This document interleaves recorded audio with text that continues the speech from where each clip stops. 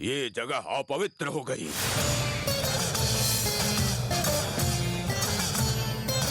कितने ही लोगों के पापों से ये गांव और ये मंदिर अपवित्र हो चुकी है। इसे दूर करने के लिए सबको यहाँ से जाना होगा, जाना होगा।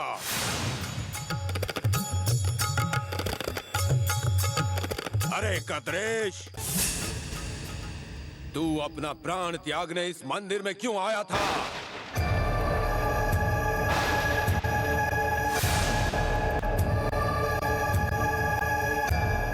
तेरे कारण सब अशुभ हो गया। इस अशुभ को हटाने के लिए एक ही रास्ता है, और वो रास्ता है उस शक्ति, उस मां के कलश का पानी लाकर देवी का अभिषेक करना होगा। स्वामी, कौन सी शक्ति से देवी का अभिषेक करना चाहिए?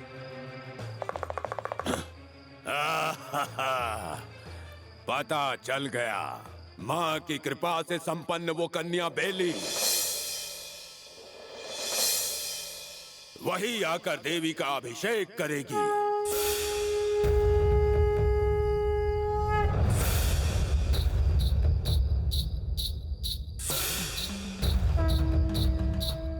गाय का दूध कलश में मिलाकर पुष्पों से अलंकृत करके पूरे गांव में उसकी शोभा यात्रा निकालो। जब वो गांव में चलेगी तो जैसे सूर्य के उगते ही अंधेरा मिट जाता है, वैसे ही झूठ मिटकर सत्य का प्रकाश फैलेगा और वो उत्सव बनकर छाएगा।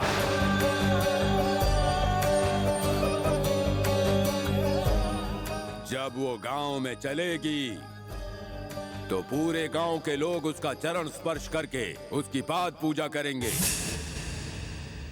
और कलश को लाते समय चाहे कैसी भी परिस्थिति उत्पन्न हो, कलश जमीन पर नहीं रखना है।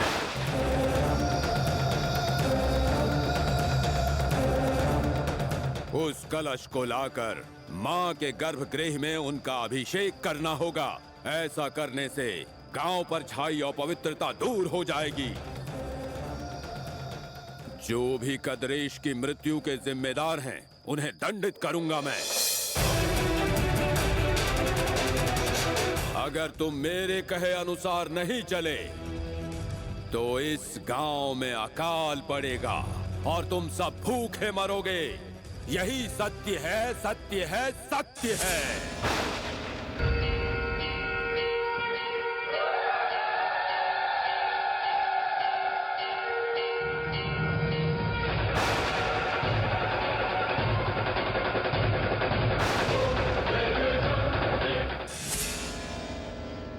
माया, माया, वहाँ गांव में आग लगी है और तुम यहाँ आराम से बैठी हो। क्या हुआ भैरव? जिंदा रह के समाधि लेने का वक्त आ गया है।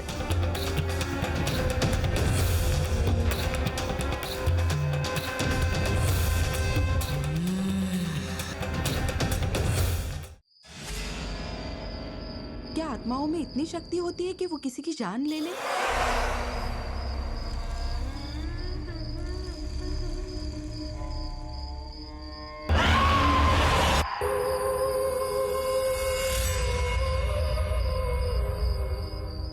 जो कुछ भी हो रहा है वो इसी की वजह से हो रहा है।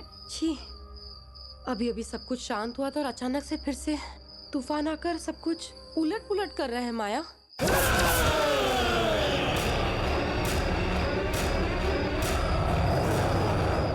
ये तूफान कहाँ से आया है?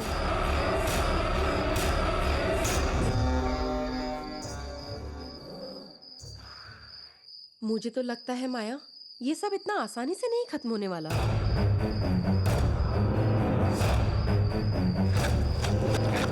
भैरव, कल हमें 2 काम पूरे करने हैं। पहला, अगर बेली शोभा यात्रा करती है तो माँ अपने हाथों से उसके पैर नहीं छुएगी। हमें उसे रोकना होगा।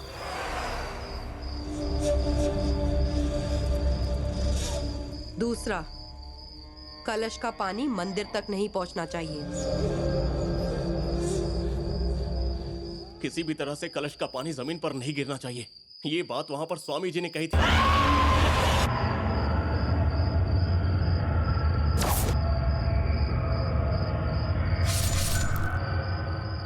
ऐसा करने से हम पर कोई संकट नहीं आएगा।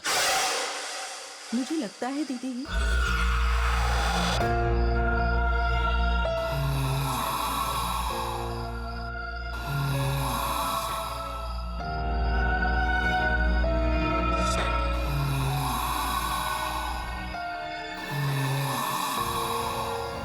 माया, तुम्हारी बातें सुनकर थोड़ी शांति महसूस हो रही है। मैं सोचती हूँ कि उसे और क्या क्या तकलीफ दे सकते हैं। आप जाकर शांति से सो जाइए।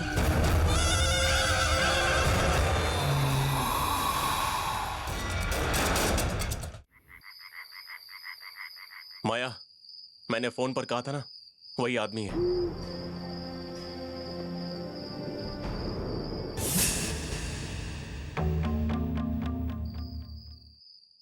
वही काम करना है जो फोन पर कहा था। उसके बारे में आप चिंता मत करो। ना तेज बारिश हो रही है ना तूफानी हवाएं चल रही है, फिर भी इनकी बातें ठीक तरह से सुनाई नहीं दे रही है। बाकी पैसे काम खत्म होने के बाद दूंगा। ठीक है। ये पैसे क्यों दे रहे हैं? लगता है बहुत बड़ा षड्यंत्र रच रहे हैं। चाहे सुनामी आए या तूफान, मैं कुछ नहीं जानती, लेकिन वो कलश मंदिर तक नहीं पहुंचना चाहिए। चाहे किसी के हाथ पैर क्यों न टूटे या किसी की जान चली जाए, मुझे कोई फर्क नहीं पड़ता। कल ये काम किसी भी हालत में होना चाहिए। अपने पैसा दे दिया और काम भी समझा दिया। समझ लीजिए काम हो गया। अब आप जाकर आराम से सो जाइए। कल क्या होगा ये मैं नहीं, लोग बताएंगे। तुम्हारा आत्मविश्वास मुझे पसंद आया, बहुत अच्छे। सुबह घर के पास आ जाना। ठीक है।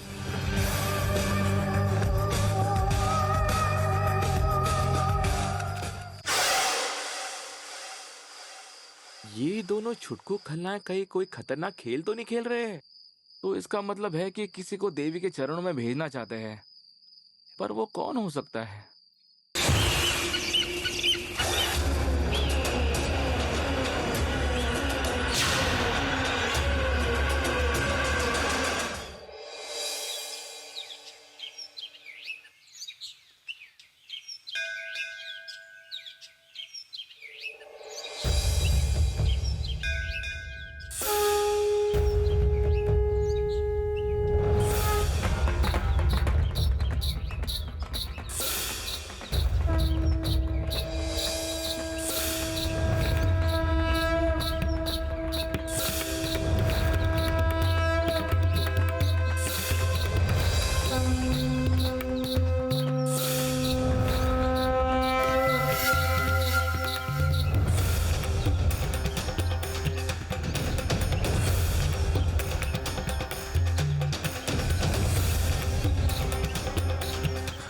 बेचारी ने स्वर्ग जाने से पहले ही देवी जैसा श्रृंगार कर लिया है, हमारी बिल्ली।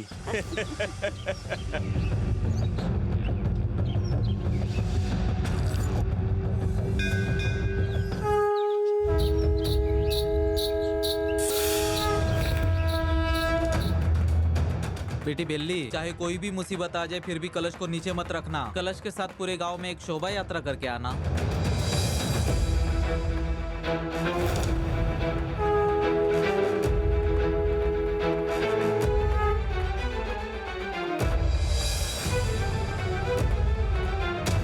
उसने लाल साड़ी इसलिए पहनी है ताकि हमारे लिए सब कुछ आसान हो जाए। ये देवी अब स्वर्ग की यात्रा के लिए निकल चुकी हैं। सब लोग विदाई देने के लिए भी तैयार हो गए हैं। ये तो हमारे लिए त्योहार जैसा होगा। अरे त्योहार नहीं, मुझे तो इसके 13वीं के बाद खुशी मिलेगी।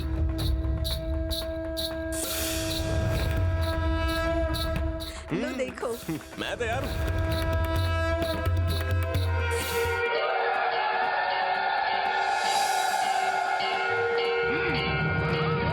भैरव, तुम उस गली के पास चले जाओ। मैं इस शोभा यात्रा के पीछे रहूंगी। जैसे ही वो इस गांव में कदम रखेगी, तुम उस बैल को छोड़ देना।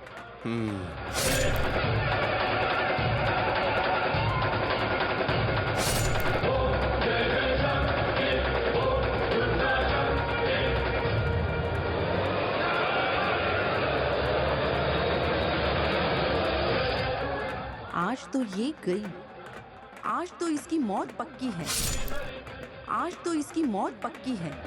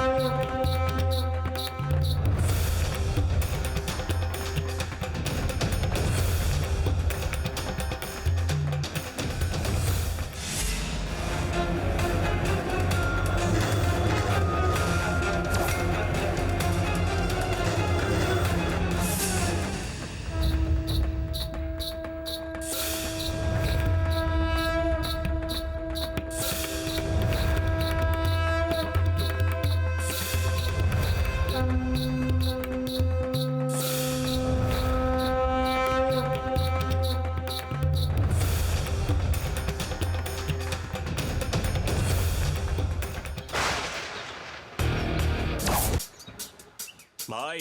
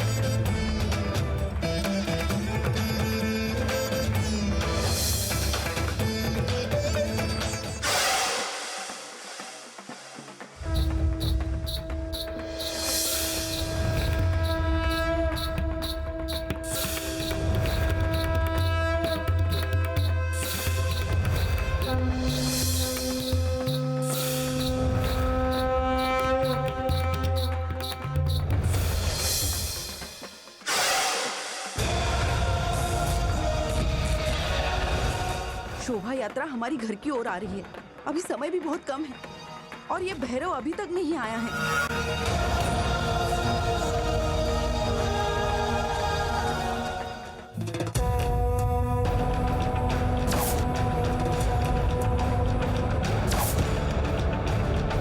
अरे भाई, जल्दी तैयार करो इसे।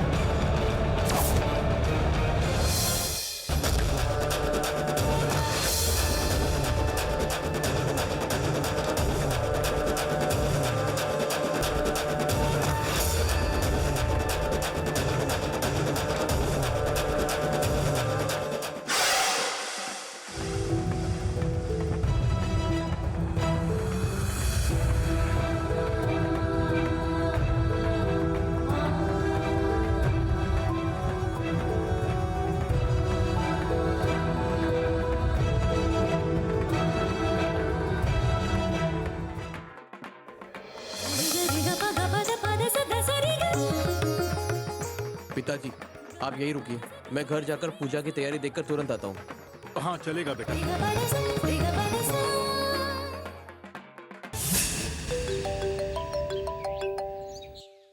पता नहीं किसको काम थमा दिया। हम कब से इंतजार कर रहे हैं यहाँ। बैल अभी तक नहीं आया है। भैरव, ये सब क्या हो रहा है?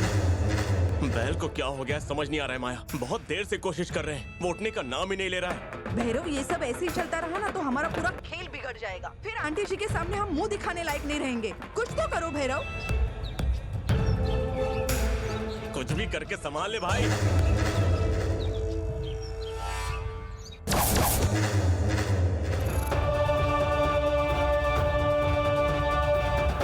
तुम्हें काम देना ही नहीं चाहिए था। थू।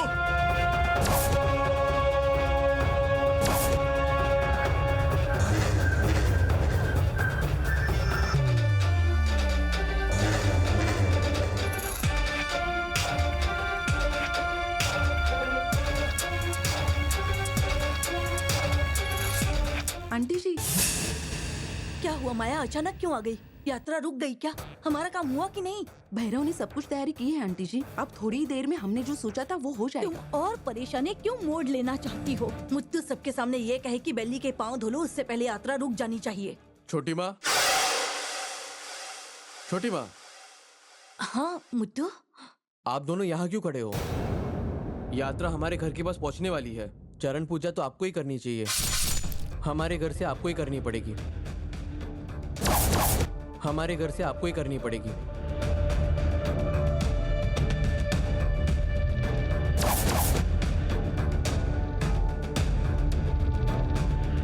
पूजा में देर करना ठीक नहीं है ना छोटी माँ? माया, पूजा का सामान और छोटी माँ को लेकर जल्दी आओ, ठीक है? छोटी माँ, जल्दी आइए। माया, तुम मुझे इन कठिन परिस्थितियों में क्यों डाल रही हो? ऐसा कुछ नहीं है, बैल आ रहा होगा। आप चिंता मत कीजिए। चलिए। ये काम तुम्हें 5 मिनट में करना चाहिए था। जब वहाँ यात्रा खत्म हो जाएगी तब ये उठ के जाएगा क्या? अगर आज ये नहीं उठा ना,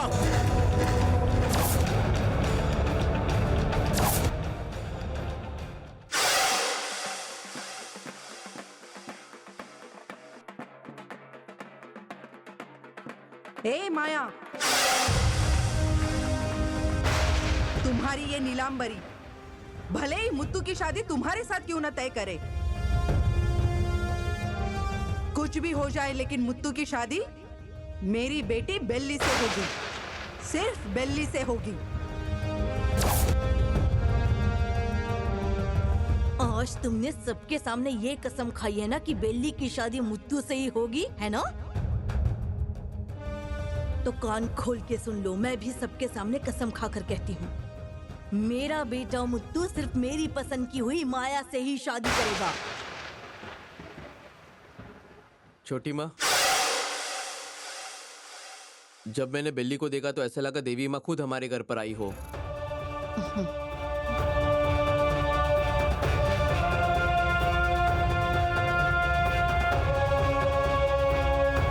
बेल्ली की मांग में मुत्तू ही सिंदूर भरेगा, मुत्तू ही भरेगा।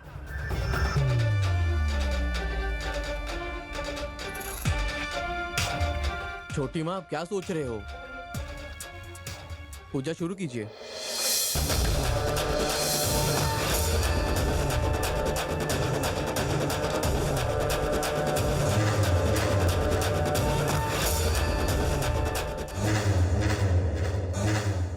भाई, बैल तैयार है।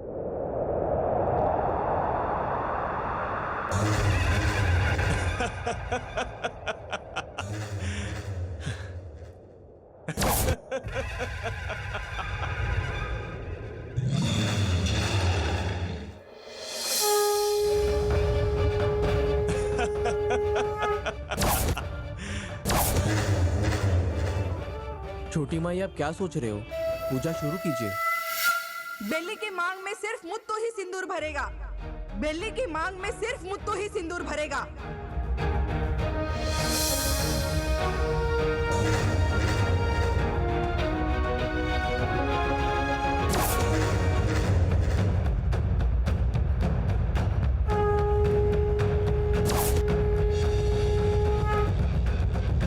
जाइए छोटी माँ। हाँ।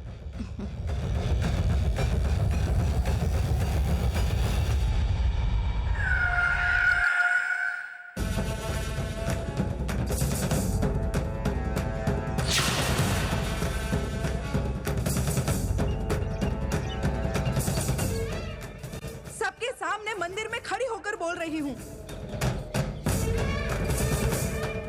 मेरी बेटी की शादी होगी तो सिर्फ मुत्तू से ही होगी।